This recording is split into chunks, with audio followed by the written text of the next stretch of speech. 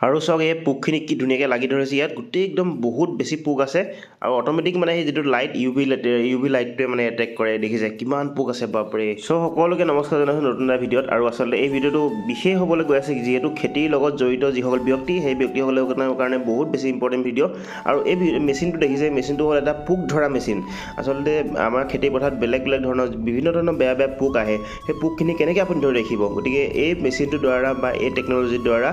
পোকখিনি ধৰি ৰাখিব আৰু গোটেইখিনি কেনেকৈ মানে বস্তুটো হয় কামখিনি কেনেকৈ কৰা হয় টেকন'লজিটো গোটেইখিনি আমাক ছাৰে বুজাই দিব ছাৰ মানে ডক্টৰ প্ৰবাল শইকীয়া ছাৰ তেখেত মুখ্য বিজ্ঞানী মাণ্ডলিক কৃষি গৱেষণা কেন্দ্ৰ উত্তৰ লখিমপুৰৰ গোটেই ছাৰৰ মুখৰ পৰা বোলো শুনো আচলতে মেচিনটো মেকানিজমটো কেনেকুৱা আৰু কি কাম কৰে মেচিনটোৱে আমি জানো যে কিছুমান কীট পতংগই পোহৰৰ প্ৰতি আৰু কিছুমানে বিশেষ কিছুমান ৰঙৰ প্ৰতি আকৰ্ষিত হয় এইটো কীট পতংগৰ এটা সহজাত প্ৰবৃত্তি আৰু এই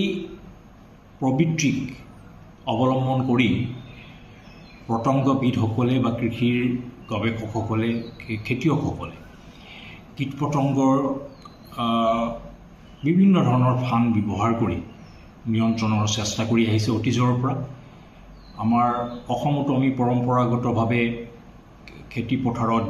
পোহৰ জোৰ দি বা আকাশবন্তি লগাই আমাৰ কাতি বিহুৰ সময়ত আমি কৰিছিলোঁ জানি বা অজানিতে আৰু বৰ্তমান আধুনিক কৃষি পদ্ধতিত আমি পোহৰ বিশেষকৈ বেলেগ ধৰণৰ বেলেগ ৰঙৰ পোহৰ যেনে নীলা ৰঙৰ পোহৰ LED লাইটৰ পোহৰ বা আল্ট্ৰাভায়োলেট লাইট আমি ব্যৱহাৰ কৰি কীট পতংগক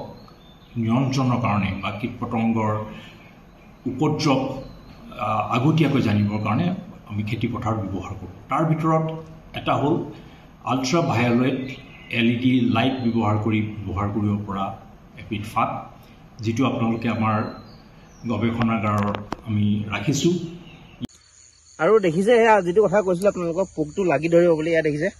কি ধুনীয়াকৈ মানে যিমান ইয়াত পোক আছে গোটেই পোকটোৱে দম খাই আছে মানে দেখিছে আৰু এইটো হ'ল চ'লাৰ পেনেলটো দিনৰ দি চাৰ্জ হৈ থাকিব আৰু ৰাতি ধুনীয়াকৈ পোকটো আহি পেলাই ইয়াত ৰৈ যাব আৰু ইয়াৰ আৰু দুটামান বিশেষ কাম আছে বলক চাৰ জানিলোঁ ইয়াৰ জৰিয়তে আমি দুটা কাম কৰিছোঁ এটা কথা হ'ল আমি আগতীয়াকৈ গম পাম যে কোনবোৰ কীট পতংগ আমাৰ পথাৰলৈ আহিছে আৰু সেইমতে আমি বিহিত ব্যৱস্থা গ্ৰহণ কৰিম আৰু আন হ'ল আমি ইয়াক মাছ ট্ৰেপিং বা একেলগে বহু পোক ধৰিছোঁ এই পোহৰৰ প্ৰতি আকৰ্ষিত হোৱা পোকসমূহ আৰু ইয়াত বিশেষকৈ গোবৰুৱা জাতীয় পোক যিবোৰক আমি কলিঅপ্ট্ৰান ইনচেক্ট বুলি কওঁ যিবোৰে সাধাৰণতে বিভিন্ন শস্যৰ গোমধানৰ বা বেলেগ শস্যৰ পাত খাই সাংঘাতিকভাৱে অনিষ্ট কৰে গতিকে এনেকুৱা ধৰণৰ বিভিন্ন প্ৰজাতিৰ কীট পতংগক নিয়ন্ত্ৰণৰ ক্ষেত্ৰত আৰু কীটনাশক ব্যৱহাৰ নকৰাকৈ আমি এনেকুৱা বিভিন্ন পোহৰৰ উৎস ব্যৱহাৰ কৰি কীট পতংগ নিয়ন্ত্ৰণ কৰিব পাৰোঁ যাতে আমি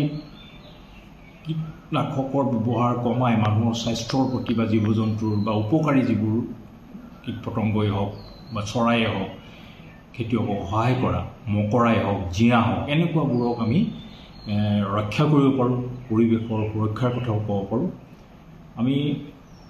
কৃষকসকলকো অনুৰোধ জনাম যাতে তেওঁলোকে বৰ্তমান বজাৰত কিনিবলৈ পোৱা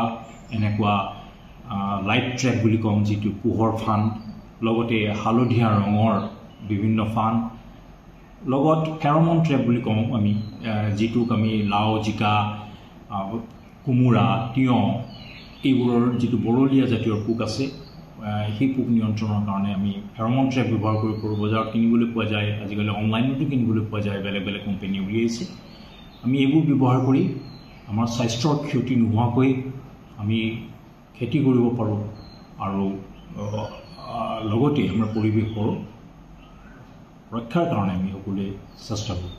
আৰু সেয়া আছিলে এটা ইনফৰ্মেটিভ ভিডিঅ' আচলতে কৃষক বন্ধুসকলৰ কাৰণে এই মানে টেকন'লজিটো বহুত ইম্পৰ্টেণ্ট আপোনালোকৰ যিহেতু মানে পোকে অনিষ্ট কৰি মানে খেতি পথাৰ যিহেতু ছাৰে ক'লেই কথাটো আপোনালোকে বুজি পালে আৰু গতিকে সেনেকুৱা যেনে মেচিন আপোনালোকে আনি লওক ধুনীয়াকৈ এই চ'লাৰ দেখিছে চ'লাৰ পেনেলৰ কোনো লাইট মানে কাৰেণ্টৰ মানে প্ৰয়োজন নহ'ব মানে বেলেগ ধৰণৰ ইলেক্ট্ৰিচিটিৰ প্ৰয়োজন নহ'ব যেতিয়া চ'লাৰ আপোনাৰ সূৰ্যৰ পোহৰ দিয়ে চাৰ্জ হৈ যাব ঠিক আছে আজিলৈ আহিছোঁ ইয়াত মেচিনটো গোটেই ছেটআপ দেখাই দিছোঁ আপোনালোকে এবাৰ আজিলৈ আহিছোঁ কৃষক বন্ধুসকলে যদি ভিডিঅ'টো চালে প্লিজ লাইক এটা কৰিব আৰু যদিহে ভিডিঅ'টো অলপ হ'লেও আপোনালোকৰ সুবিধা হ'ব বুলি ভাবিছে কমেণ্ট এটা কৰিব চেনেলটো প্ৰথম ছাবস্ক্ৰাইবটো কৰি দিব ঠিক আছে আজিলৈ আহিছোঁ বাই বাই টাটা